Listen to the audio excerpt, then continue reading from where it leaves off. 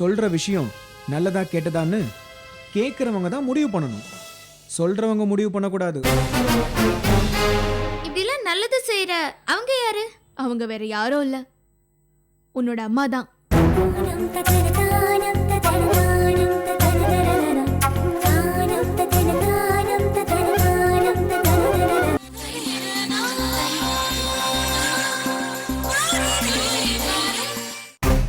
மாப்ள, நீங்க ரொம்ப நல்லவர் தான். ஆனா உங்களை சுத்தி இருக்கிறவங்க மோசமானவங்களாலதான் நீங்க இப்படி என் முகத்துல அடிச்ச மாதிரி பேசுறீங்க. பரவாயில்ல மாப்ள, பழுத்த மரம் தான் கல்லடி படுன்னு சொல்லுவாங்க.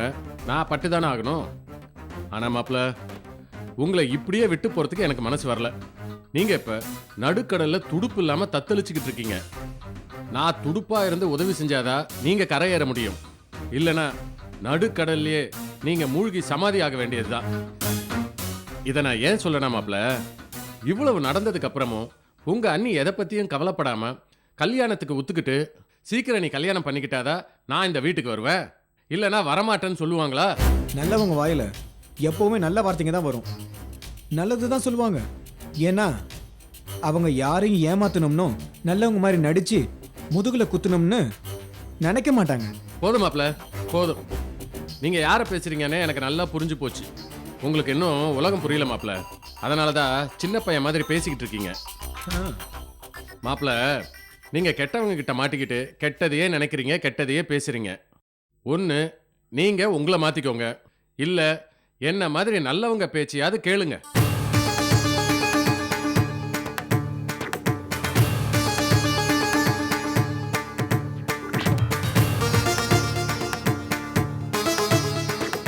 மாப்ள, சொல்லுங்க மாமா. நான் என்ன சொல்லிக்கிட்டு இருக்கேன், நீங்க என்ன பண்ணிக்கிட்டு இருக்கீங்க? மெசேஜ் அனுப்பிட்டு இருக்கேன். என்ன சொல்லணுமோ சொல்லுங்க மாமா. அப்ப நான் பேசினது எதையும் நீங்க கேட்கல. ஏன் மாப்ள இப்படி முட்டாள்தனமா நடந்துக்கிறீங்க? உங்க அண்ணி கீதா, கீதா குடும்பம் சொல்றதை மட்டும்தான் வேத வாக்கா எடுத்துப்பீங்களா? சி, எனக்கே இதை கேட்கும்போது அருவருப்பா இருக்கு. மாமா, நல்லது சொல்லணும், நல்லது செய்யணும்னு நினைக்கிறவங்க இப்படிலாம் கோவப்பட மாட்டாங்க. சொல்ற விஷயம் நல்லதா கேட்டதான்னு கேட்கறவங்க தான் முடிவு பண்ணணும். சொல்றவங்க முடிவு பண்ணக்கூடாது. முதல்ல நல்லவங்களா மாறுங்க, அப்புறம் உங்க பேச்ச நான் இல்ல எல்லாரும் கேட்பாங்க. வர மாமா.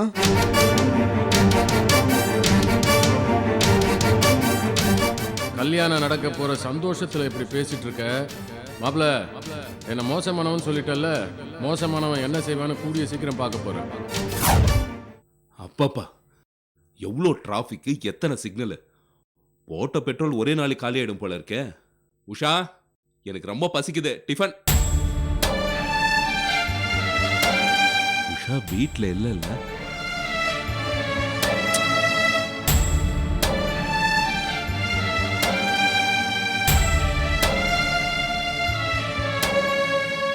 நான் எப்போ ஆபீஸ்ல இருந்து வருவேன்னு எனக்காக காத்துட்டு இருப்பா. வந்தும் வராததுமா காஃபி டிஃபன்னு கொண்டு வந்து கொடுப்பா. இனிமே அது நடக்காது இல்ல.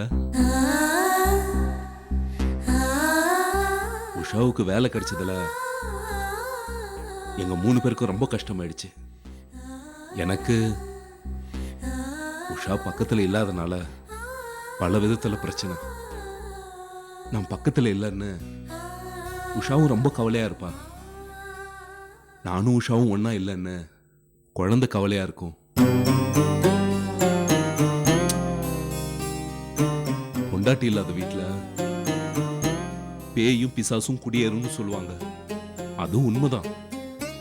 என் மனசு நிம்மதி இல்லாம இருக்கு, ஆனா வீடே அமைதியா இருக்கு. உஷா வீட்டுல இருந்தான்னா 10 பேர் வீட்டுல இருக்கிற மாதிரி எப்பவும் படபட படபடன்னு பேசிட்டே இருப்பா இல்ல.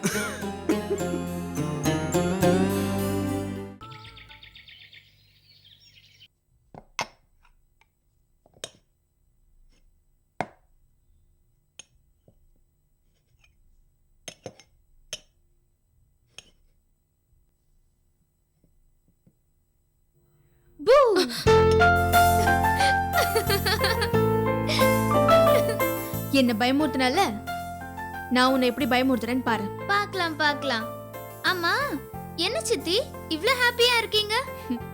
என் கல்யாணம் நடக்குமோ நடக்காதோன்னு ரொம்ப பயந்து போயிருந்தேன். ஆனா ஒருத்தவங்க வந்து சொன்ன பிறகுதான் நடக்கும்னு நம்பிக்கையே வந்தது. இந்த வீட்ல நிழலா இருந்த பல விஷயங்கள் நிஜமா மாறப்போகுதுன்னா அதுக்கு காரணம் அவங்கதான்.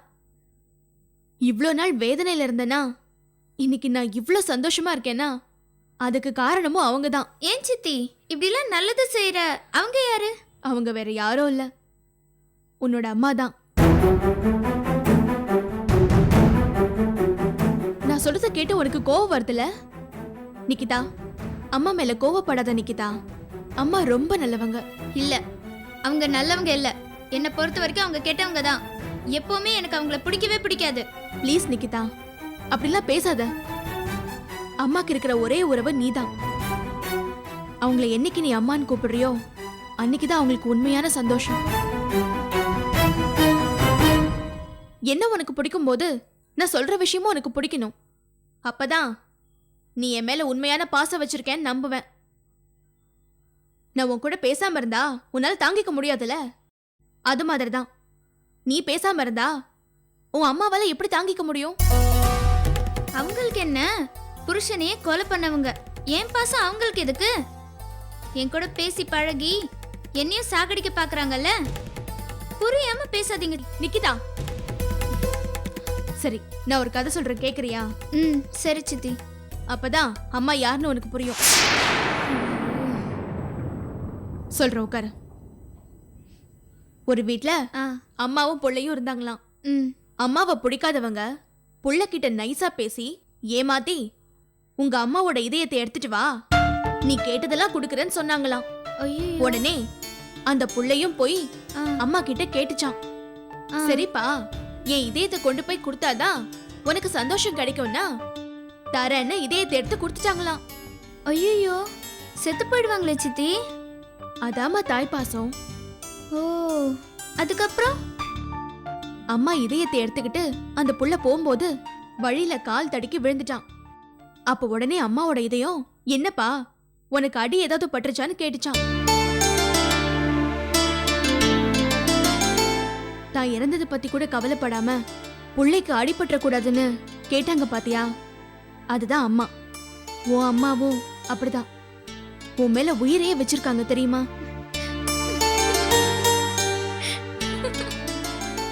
சித்தி, நீங்க சொன்ன கதை சரியான கதை சித்தி. தாத்தா கூட அம்மா ரொம்ப மோசமானவங்கன்னு எனக்கு எவ்வளோ கதை சொல்லிருக்காங்க தெரியுமா? ஆனா அது எல்லாத்த விட உங்க கதை தான் சூப்பர். ஆனா ஐ ஹேட் ஹர். இனிமே அவங்கள பத்தி பேசுனீங்க நான் எங்கேயா போய் செத்துருவேன். கடவுளே, என்ன இந்த பொண்ணு இப்படி இருக்கா? குழந்தை மனசுல எப்படி விஷத்தனமா சொல்லிருக்காரு. அந்த சண்முகநாதன் அங்கிள் இந்த வீட்டை விட்டு போனாதான் இந்த வீட்டுக்கு சந்தோஷம் வரும்.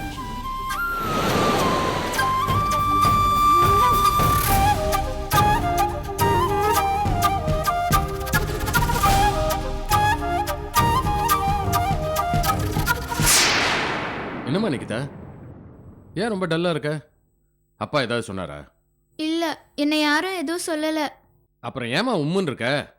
சரி வா, நான் உன்னை வெளில கூப்பிட்டு போறேன். இல்ல, நான் வரல. எனக்கு எதுவும் பிடிக்கல, யாரையும் பிடிக்கல. ப்ளீஸ் நீங்க போங்க. என்னது, யாரையும் பிடிக்கலையா? அப்படின்னா என்னையும் உனக்கு பிடிக்கல அப்படிதானே? உங்களை எனக்கு பிடிக்கும், ஆ, ஆனா அந்த சித்திய தான் எனக்கு சுத்தமா பிடிக்கல. அப்படி ஒரு வார்த்தை வரணும்னு தானே இத்தனை நாள் காத்துக்கிட்டு இருந்தேன். ஆமா, என்ன ஆச்சு? எதுக்கு உனக்கு சித்தியை பிடிக்கல? எனக்கு பிடிக்காத அந்த கொலகாரிய பத்தியே என்கிட்ட பேசுறாங்க. ஆ, உலகத்திலேயே தாய் பாசம் தான் பெரிய பாசமா. எப்படி ஏமாத்துறாங்க பாத்தீங்களா? அப்படியா? அடடா, இதுதான் உன் கோவத்துக்கு காரணமா? உன் கோவம் உண்மையான கோவம் தான். உங்க அம்மா உன் மேல வச்சிருக்கிறது பாசம் இல்ல, வேஷம். இவ்வளவு நாள் ஜெயிலில் இருந்தாங்களே, என்னைக்காவது உன்னை பார்க்கணும்னு ஆசைப்பட்டாங்களா? இல்ல யாருக்கிட்டயாவது சொல்லி உன்னை கூப்பிட்டு வர சொன்னாளா? பெத்த தாய் பொண்ணை பார்க்கணும்னு பாசம் இருந்தா 7 கடல் மலையை தாண்டி கூட வந்து பார்த்துருந்துருக்கணும். ஆனா உங்க அம்மா உன்னை தேடி வந்து பார்த்தாங்களா?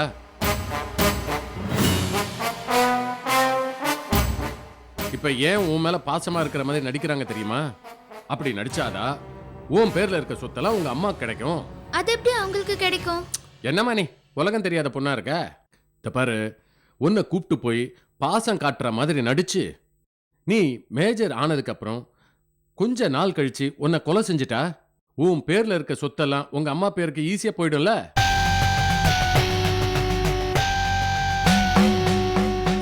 இப்ப நீ மைனரா இருக்கும்போது கொன்னுட்டா அம்மா மகளை கொன்னுட்டாங்கன்னு மறுபடியும் ஜெயில போட்டுருவாங்க. அதனாலதான் மத்தவங்க நம்பணுன்றதுக்காக பாசமா இருக்கிற மாதிரி நடிச்சுக்கிட்டு இருக்காங்க உங்க அம்மா. அந்த பாசத்துக்கு நீ அடிமையாயிடாதம்மா, அப்புறம் உன் கதி அதோ கதிதான். உங்க அம்மா ஒரு கொலைகாரினா அந்த கீதா இருக்காளே அவ இன்னொரு கொலைகாரி. உங்க அம்மாவுக்கு கொஞ்சம் கூட சலைச்சவே இல்லை. அவகிட்ட நீ ரொம்ப ஜாக்கிரதையா இருக்கணுமா. தாத்தா, ஆ. கீதா சித்தி ரொம்ப நல்லவங்க. ம். அவங்கள பத்தி நீங்க தப்பா சொல்லாதீங்க. ஏன்னா என் மேல அவங்க ரொம்ப பிரியமா இருக்காங்க. எனக்காக என்ன வேணா செய்வாங்க தெரியுமா? அந்த கீதா இவளுக்கு என்ன சுக்கு பிடி போட்டானே தெரியலையே. நான் என்ன சொன்னாலும் இவன் மண்டையில ஏறவே மாட்டேங்குது. அம்மாடி, கீதா நல்லவ இல்லம்மா. உன் மனசை கொஞ்சம் கொஞ்சமா மாத்தி அந்த கொலைகாரி கிட்ட கொண்டு போய் ஒரு நாள் உன்னை நிக்க வைக்க போறா. அப்பதான் உனக்கு தெரிய போகுது இந்த தாத்தா சொன்னது எவ்வளவு உண்மைன்னு. அந்த கீதா எது சொன்னாலும் நீ கேட்காதம்மா. உங்க அம்மாவை பத்தி சொல்றத நீ நம்பவே நம்பாத. எனக்கு ரொம்ப பயமா இருக்கு தாத்தா. நீங்க எப்பவும் என் கூடவே இருங்க ப்ளீஸ். நீ எதுக்கும் கவலைப்படாதம்மா. தாத்தா இந்த வீட்டில் இருக்கிறதே உனக்காக தான். உன்னை யாரும் எதுவும் செய்யாம நான் பாத்துக்கிறேன். ஆனா நீ இந்த தாத்தா சொல்றத மட்டும்தான் கேட்கணும். வேற யார் சொல்றதையும் கேட்க கூடாது. அப்படி ஏதாவது பிரச்சனை வந்துச்சுன்னா வை, என் கூட ஊருக்கு வந்துரு. அங்க உன்னை யாரும் எதுவும் கேட்க முடியாதுல்ல. என்ன சொல்ற? சரி தாத்தா, நீங்க சொல்றதே நான் கேக்குறேன். வெரி குட் செல்லக்குட்டி. நிக்கிதா, இதோ வந்துட்டேன் சித்தி. ஏய் ஏய் இவ்வளவு நேரம் பைத்தியக்கார மாதிரி சொல்லிக்கிட்டு இருந்தேன். ஆனா அவ குரலை கேட்ட உடனே மந்திரிச்சு விட்டவ மாதிரி எழுந்திரிச்சு ஓடுறாளே. ஐயோ, இவளை எப்படி மாத்துறதுனே தெரியலையே.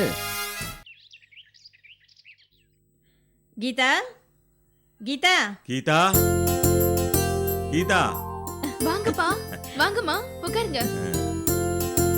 என்ன திடீர்னு சொல்லாம கொள்ளாம வந்திருக்கீங்க?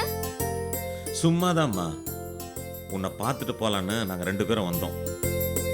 கீதா, நீயும் நானும் ரொம்ப கொடுத்து வச்சவங்கம்மா. ஏன்னா கல்யாணம் ஆகிறதுக்கு முன்னாடியே நீ புருஷ வீட்டில் வாழற மாதிரி வாழ்ந்துட்டு இருக்க. நாங்களும் சம்மந்தி வீட்டுக்கு வர மாதிரி வந்து போயிட்டு இருக்கோம். இந்த நாட்டில் இந்த மாதிரி எங்கேயாவது நடக்குமா? கோயிலுக்கு எங்கேயாவது போயிட்டு வரீங்களாப்பா? இல்ல கீதா, உன்னை பார்க்கலாம் தான் வந்தோம். நீதான் 2 நாளா வீட்டுக்கே வரலையே. ஏண்டி, ஏன் இப்படி உண்மையை மறைச்சிட்டு இருக்க? இந்த பாரு, நாங்கள் உன்னை பார்க்க வரல, ஒரு விஷயத்தை கேள்விப்பட்டோம், அதை தெரிஞ்சுட்டு போகலான்னு தான் வந்தோம். ஏங்க சும்மா இருக்கீங்களா? நீங்க எதுவும் கேட்க வேண்டாம். நானே கீதா கிட்ட கேட்டு தெரிஞ்சுக்கிறேன். எழுந்து உள்ளவா கீதா. ஹேய், அறிவு கெட்டவள, உட்காரி. எதுவாக இருந்தாலும் நான் என் பொண்ணுக்கிட்ட நானே கேட்டு தெரிஞ்சுக்கிறேன். இதில் மூடி மறைக்கிறதுக்கு என்னடி இருக்கு? நீ சும்மா இரு, நானே எல்லாத்தையும் கேட்டு தெரிஞ்சுக்கிறேன். என்னப்பா ஆளாளுக்கு இப்படி பில்டப் பண்ணிக்கிட்டே இருக்கீங்க? என்ன விஷயம் தெரிஞ்சுக்கணும்னு நினைக்கிறீங்க? அம்மா, அந்த தமிழ்ச்செல்வி மறுபடியும் வீட்டுக்கு வந்துட்டு ஒரு ஆட்டம் ஆடிட்டாளாமே. அவளை அடிச்சு விரட்டாம அவளை எதுக்கு வீட்டுக்குள்ள விட்டீங்க நீங்க? என்ன கொழுப்பு இருந்தா மாப்பிள்ளைய உன்னை வீட்டை விட்டு போக சொல்லி அந்த தமிழ்ச்செல்வி சொல்லியிருப்பா. அவளை சும்மா விட்டீங்க. இப்ப புரியுதா? அப்பா ஏன் உன் பேர்ல சொத்தெல்லாம் மாத்தி எழுதி வச்சேன்னு சொல்லி. இந்த பாருமா, அப்பாவை நீ சாதாரணமா நினைச்சல்ல, இப்பாவது அப்பாவுக்கு அறிவு இருக்குன்னு நம்புறீங்களா? ஆமா, உன் புருஷன் தமிழ்ச்செல்வியால அசிங்கப்பட்டுட்டு வெளியே போறாராம. அம்மாடி, நான் எப்படி தெரிஞ்சுக்கிட்டேன்னு பாக்குறியா? அதனாலதான் பொண்டாட்டிக்கிட்டையும் பொண்ணுகிட்டையும் விஷயத்த சொல்லாம நான் சொத்தெல்லாம் உன் பேர்ல மாத்தி எழுதிட்டேன். இப்போது நான் நல்லவன்னு புரிஞ்சிக்க. நீங்க எப்பவும் நல்லவர் இல்லப்பா, கெட்டவர் தான். நல்லவங்கன்னு சொன்னா அது தமிழ் செல்வி அக்கா தான். ஏண்டி விசாலம், ஏன் உன் பொண்ணு இப்படி அறிவு கட்டுத்தனமா பேசிட்டு இருக்கா? நான் அறிவோட தான்ப்பா பேசிட்டு இருக்கேன், நீங்க தான் அறிவு கெட்டத்தனமா பேசிட்டு இருக்கீங்க.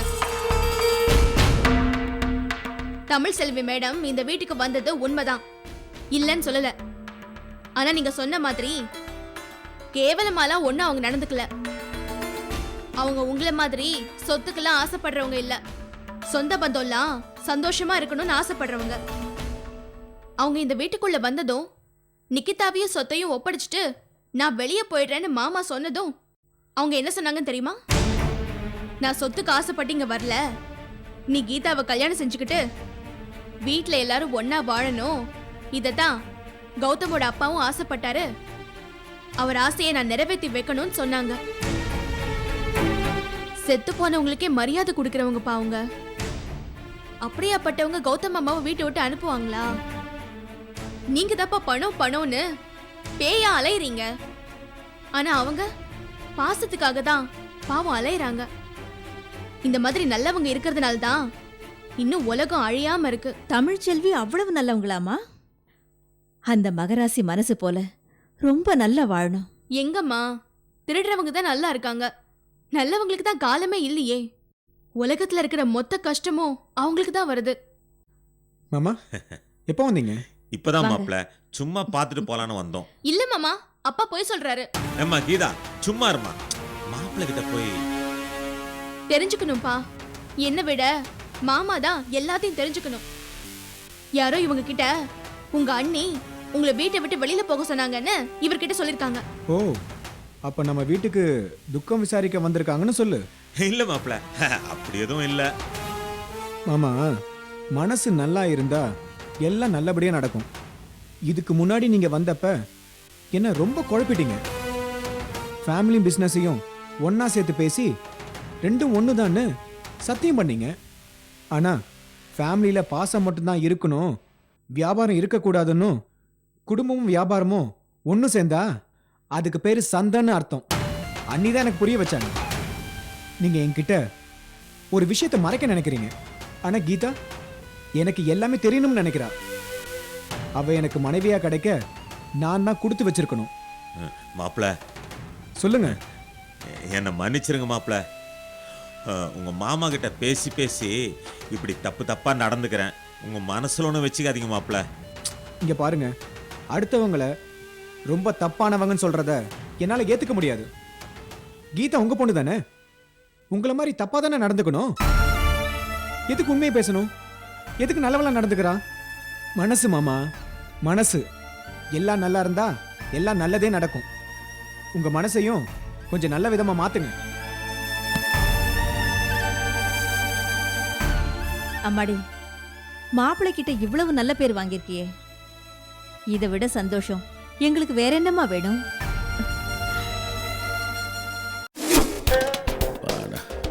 பசி வேற வயிற்று கிள்ளுது. டிஃபன் வாங்கிட்டு வரேன்னு போனவன் இன்னும் வரல. ஏன் லேட்டுன்னு கேட்டால் ஃப்ரெண்டை பார்த்தேன், அவனை பார்த்தேன், இவனை பார்த்தேன்னு ஏதாவது கதை சொல்லிக்கிட்டே இருப்பான்.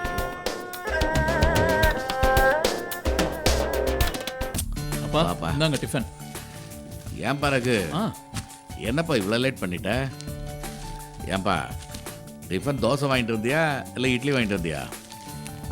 இட்லி சட்னி ஊற்று ஊற்று ஊற்று ஊற்று. ஏன்பா இட்லி சட்னி ரொம்ப நல்லா இருக்கே, எந்த ஹோட்டலில் வாங்கிட்டு வந்த? கைலாச பவன்லப்பா. கைலாச பவனா? நான் கேள்விப்பட்டதே இல்லை. அது எங்கே இருக்கு? அப்பா ஆ. இந்த டிஃபனை நம்ம கைலாச மச்சான் செஞ்சது, அதனால தான் கைலாச பவன்னு சொன்னேன். அட அப்படியா? மாப்பிள்ளை செஞ்ச டிஃபனா அது? ம் ரொம்ப டேஸ்டா இருக்கியா? அம்மா நீ சாப்பிட்டியா? ஹோட்டலுக்கு தான் சாப்பிட போனேன். மச்சான வழியில பார்த்தேன். எங்க போறேன்னு கேட்டாரு. ஹோட்டலுக்கு சாப்பிட போறேன்னு சொன்னதும், எதுக்கு மாப்ள, வாங்க நம்ம வீட்ல போய் சாப்பிடலாம்னு சொல்லி வீட்டுக்கு கூட்டிட்டு போயிட்டாரு. ம் நானும் சாப்பிட்டு மிச்சம் இருந்ததும் உங்களுக்கு பார்சல் கட்டி எடுத்துட்டு வந்துட்டேன். மாப்பிள்ளை பலே கில்லாடியா இருப்பார் போல் இருக்க. ஆ, பொம்பளைகள் கூட இவ்வளோ கைப்பக்கம் வராதியா? அப்படியா? சாப்பிட்டா அவ்வளோ டேஸ்டா இருக்கு. ரகு, ஆ, நான் ஒரு ஐடியா சொல்லட்டுமா? ஐடியாவா? ஆ, சாப்பாடுக்குன்னா நீங்க நல்ல ஐடியா சொல்லுவீங்களா? ஆ, சொல்லுங்கப்பா. மாப்பிள்ளை இவ்வளோ அருமையாக சமைக்கும்போது நம்ம எதுக்கு அங்கங்கன்னு அலையணும்? பேசாம மாப்பிள்ளை வீட்டுக்கு போய் சாப்பிட்டேன் என்ன? என்னப்பா நான் சொல்ற ஐடியா சரியில்லையா? சரி, இன்னொரு ஐடியா வேணா சொல்றேன், இது உனக்கு சரியா வரும். ரகு, நம்ம ரெண்டு பேரும் அவர் வீட்டில் போய் சாப்பிட்றது தானே தப்புன்னு சொல்ற? பேசாம மாப்பிள்ளை நம்ம வீட்டு கூட்டு வந்துருவோம். அவரு கையால சமைச்சு நம்ம 3 பேருமே சாப்பிடுவோம். நம்ம 3 பேருக்குமே சாப்பாடு பிரச்சனை தீந்துரும்ல.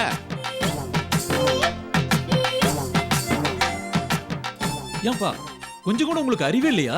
ஏன்பா என்ன அப்படி திட்டுற? பின்ன என்னப்பா, மாப்பிள்ளை நம்ம வீட்டு சமையல்காரன்னு நினைச்சீங்களா நம்ம வீட்டுல இருந்து சமைக்கிறதுக்கு? அப்பா, இந்த காலத்துல வீட்டுக்கு வந்த மருமகளே சமைக்கிறதுக்கு யோசிக்கிறாங்க. நீங்க மாப்பிள்ளையை சமைக்க சொல்றீங்க. என்னப்பா நீங்களும் உங்க ஐடியாவும்?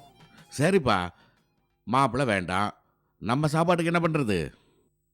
நீங்க தானே அம்மாவை உஷா கூட அனுப்புனீங்க. இப்ப சாப்பிடுறதுக்கு என்ன பண்றதுன்னு கேட்டா நான் என்ன சொல்றது? இனிமே நான் ஆபீஸ் போகும்போது மாப்பிள்ளை வீட்டுக்கு போயிட்டு அப்படியே சாப்பிட்டு ஆபீஸுக்கு போயிடுறேன். வரும்போதும் சாப்பிட்டு வந்துடுறேன். ஆ? ஐயோ, அப்ப ஏன் கதி? கோயிந்தா கோயிந்தா.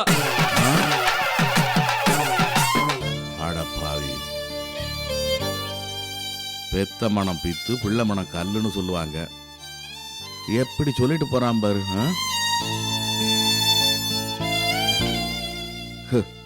என் நிலைமை அப்படி ஆயிப்போச்சு.